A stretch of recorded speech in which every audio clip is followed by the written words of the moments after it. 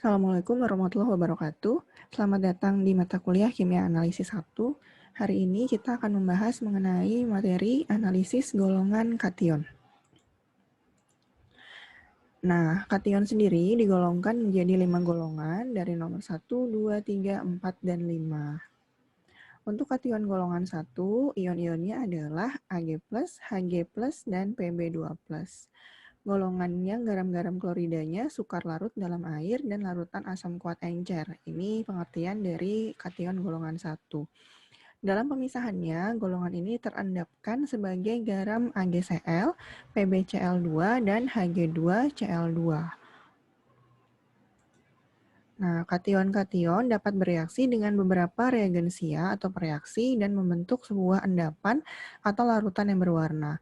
Reaksi kation terhadap reagensia yang spesifik menjadi dasar dalam identifikasi kation dalam sebuah sampel. Jadi kalau dalam bidang analisis, larutan itu ketika ditambahkan dengan reagensia bisa menjadi supernatan, kemudian ada juga yang terbentuk endapan. Nah, untuk golongan 1, dia akan membentuk endapan dengan reaksi HCl. Sini Pb2+, reaksinya adalah HCl encer, reaksi identifikasinya adalah ion Pb2+ ketika ditambahkan dengan larutan HCl encer akan terbentuk endapan berwarna putih. Persamaan reaksinya seperti ini, jadi endapan putih yang dihasilkan itu adalah senyawa PbCl2.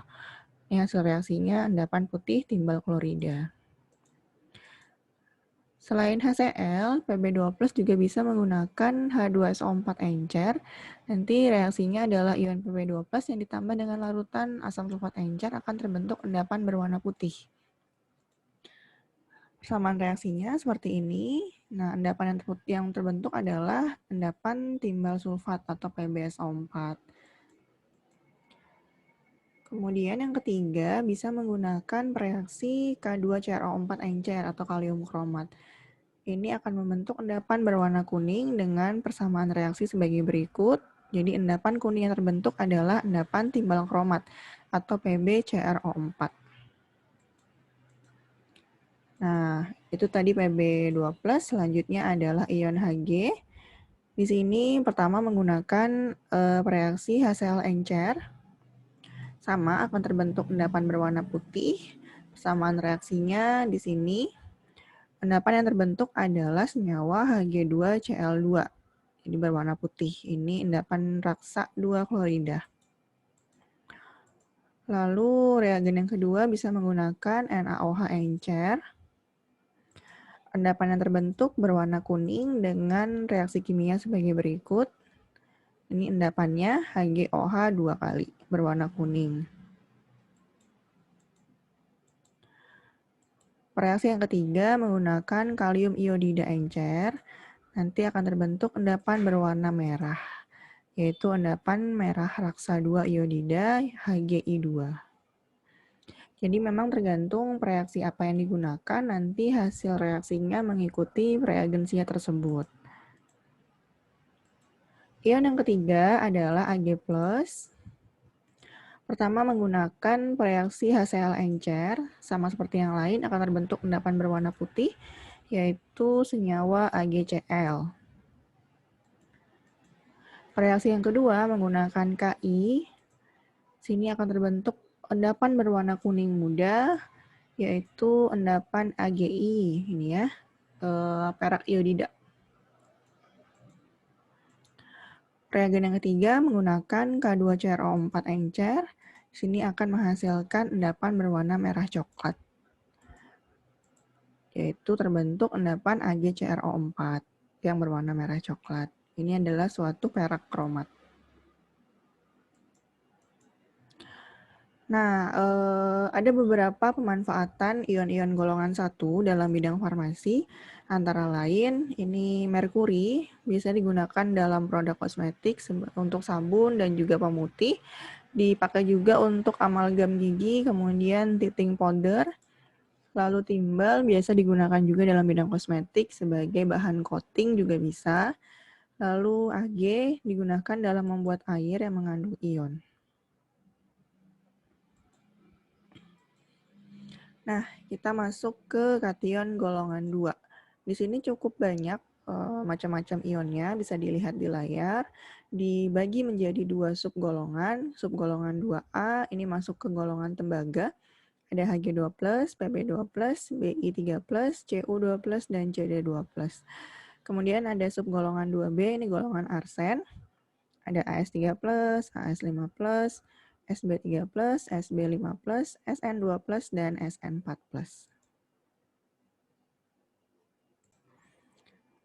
Nah, kita masuk ke reaksi identifikasi. Pertama untuk kation merkuri, bisa menggunakan HCl, H2S, ataupun SnCl2 dengan hasil reaksi kimia seperti yang tertera di layar. Jika menggunakan HCl, maka menjadi HgCl2. Kemudian jika menggunakan H2S, ini HGS berwarna hitam. Kemudian ini SnCl2 menghasilkan senyawa Hg2Cl2 yang berwarna putih. Kemudian untuk yang timbal, sama ini menggunakan HCl dan H2S juga bisa. Yang membedakan di reagen yang ketiga, untuk timbal bisa menggunakan reagen asam nitrat encer, HNO3, dengan hasil senyawa seperti ini. Lalu untuk ion bismut, ini selain menggunakan HCl dan H2S, juga bisa menggunakan asam sulfat, menghasilkan senyawa Bi2SO43. Kemudian untuk tembaga, selain HCl dan H2S, juga bisa menggunakan NH4OH berlebih. Di sini bisa menghasilkan kompleks senyawa CuNH3 4 kali SO4. Untuk kadmium, selain HCl dan H2S, khusus kadmium jika ditambahkan dengan H2S, dia akan menghasilkan warna kuning. Arsen juga ya, dengan H2S menghasilkan warna kuning. Kalau yang ion sebelumnya itu hitam. Nah, ini hitam. Mulai dari kadmium, dia menghasilkan warna kuning untuk pencampuran dengan reagen H2S. Juga bisa dengan H2SO4 menghasilkan senyawa CdSO4. Lalu untuk arsen, HCl dan H2S juga. Kemudian juga dengan reagen NH42S2. Untuk kation antimon 3, selain HCl dan H2S, ada juga dengan NH42S2. Kemudian untuk timah, selain HCl dan H2S, ini juga dengan CH3COOH warna kuning. Ini kalau yang antimon 3 dengan H2S warna merah jingga. Kalau yang timah dengan H2S berwarna kuning, dengan CH3COOH juga berwarna kuning hasil senyawanya. Nah, penggunaan untuk kation golongan 2 dalam bidang farmasi antara lain merkuri ini digunakan dalam produk kosmetik juga, kemudian timbal dalam produk kosmetik, bismut ini biasanya untuk obat yang di bagian pencernaan. Lalu ada tembaga, ini untuk tulang, biasanya untuk produk-produk pertumbuhan tulang, kemudian juga mengobati penyakit tulang. CD, kadmium, ini untuk penyakit sifilis dan juga malaria. Untuk ion arsen, ini biasanya sebagai bahan dalam pembuatan amfetamin ini ya, sebagai obat penyakit sifilis, arspenamin dalam penyakit sifilis, kemudian trioksida arsenat untuk terapi kanker. Ada stibium, ini juga bisa digunakan dalam bidang kosmetik. Selain juga untuk obat-obatan, lalu timah, ini juga untuk pembuatan pasta gigi. Nah, selanjutnya masuk ke kation golongan 3.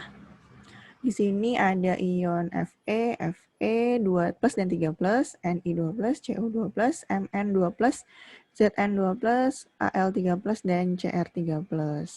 Reagensia golongan ini adalah hidrogen sulfida, baik berbentuk gas atau larutan air jenuh dengan adanya amonia dan amonium klorida atau larutan amonium sulfida.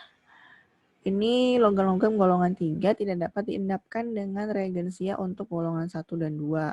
Seperti materi analisis kualitatif yang pengantar pertama kali, untuk golongan 1 kan reagensia umumnya HCl, untuk golongan 2 adalah H2S. Nah, golongan 3 ini tidak dapat diendapkan dengan HCl maupun H2S. Tapi semuanya dapat diendapkan dengan adanya amonium sulfida. Jadi reagen pengendapnya untuk golongan 3 adalah amonium sulfida. Nah, kation golongan 3 dibagi jadi 2 subgolongan, ada 3A dengan ion sebagai berikut dan 3B. Untuk reaksi identifikasinya, untuk Fe2+, ini menggunakan amonium sulfida akan terbentuk endapan berwarna hitam, FeS. Untuk natrium, menggunakan natrium hidroksida, dia akan membentuk endapan putih. Tapi jika tidak terdapat udara, jadi dalam kondisi vakum, dia akan membentuk endapan putih FeOH 2 kali. Untuk Fe3+, kalau tadi kan Fe2+, sekarang Fe3+, dia dengan larutan natrium hidroksida akan terbentuk endapan coklat kemerahan, FeOH3. Untuk Al3+, dengan natrium hidroksida akan membentuk endapan putih, AlOH 3 kali. Untuk Cr3+, akan membentuk endapan hijau, CrOH 3 kali.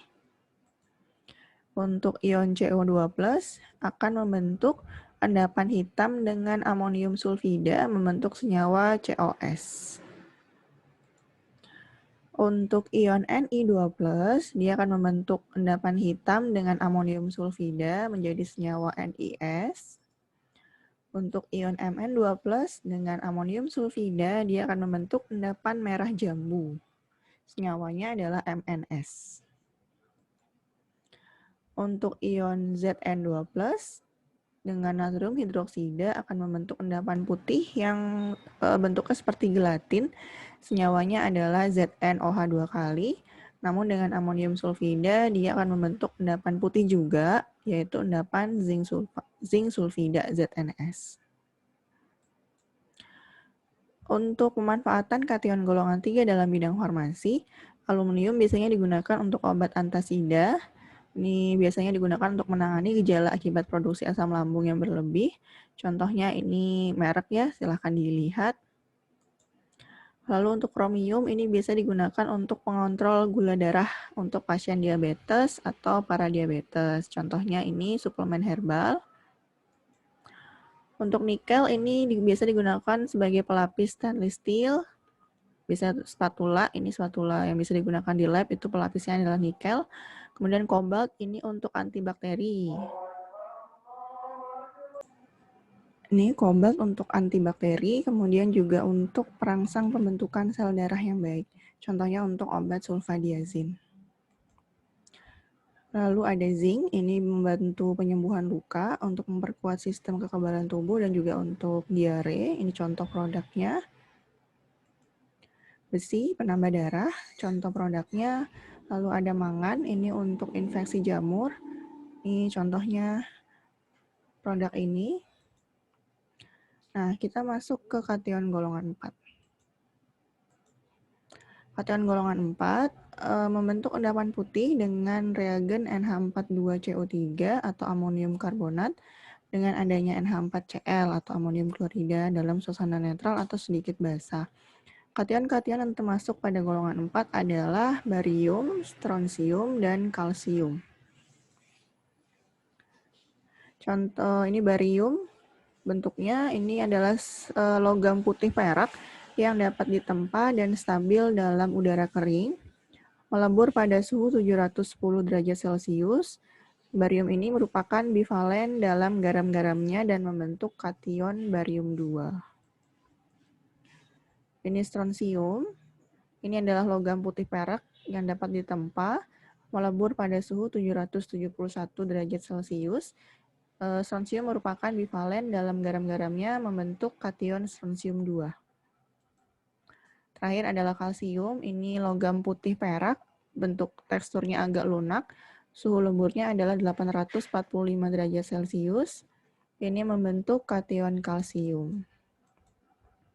Untuk reaksi identifikasi kation golongan 4, pertama barium dulu, di sini menggunakan larutan amonium karbonat membentuk BaCO3, lalu menggunakan kalium kromat membentuk senyawa BaCrO4, dengan amonium oksalat akan membentuk senyawa BaC2O4 dan menggunakan asam sulfat encer membentuk senyawa BaSO4.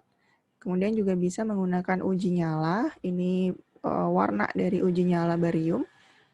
Bila dipanaskan dalam api bunsen akan memberikan warna hijau kekuningan. Penampakannya seperti ini.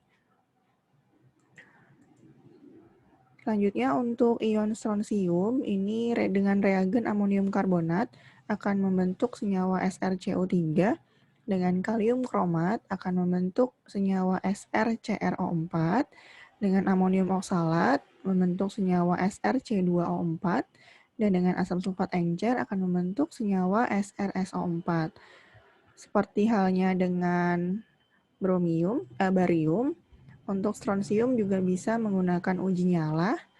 Ini membentuk warna merah karmin pada uji nyala Bunsen. Warnanya seperti ini. Selanjutnya kalsium dengan amonium karbonat, senyawa yang dihasilkan adalah CaCO3 yang bisa larut dalam penambahan asam. Kemudian ada larutan amonium oksalat membentuk senyawa CaC2O4, dengan asam sulfat encer akan membentuk senyawa BaSO4. Selanjutnya untuk uji nyalanya akan memberikan warna merah kekuningan seperti ini. Untuk pemanfaatannya dalam bidang farmasi, untuk barium ini pemeriksaan bilirubin dengan metode horizon, juga bisa digunakan untuk racun tikus, kemudian sebagai obat untuk penderita gangguan pencernaan. Untuk strontium, ini bisa sebagai komposisi obat dalam penanganan osteoporosis, dan juga untuk bahan pasta gigi untuk gigi yang sensitif. Untuk kalsium biasanya digunakan untuk pengobatan hipokalsemia, yaitu kondisi kesehatan di mana tubuh memiliki kadar kalsium yang rendah. Juga bisa digunakan untuk obat antasida, fungsinya untuk penstabil asam lambung.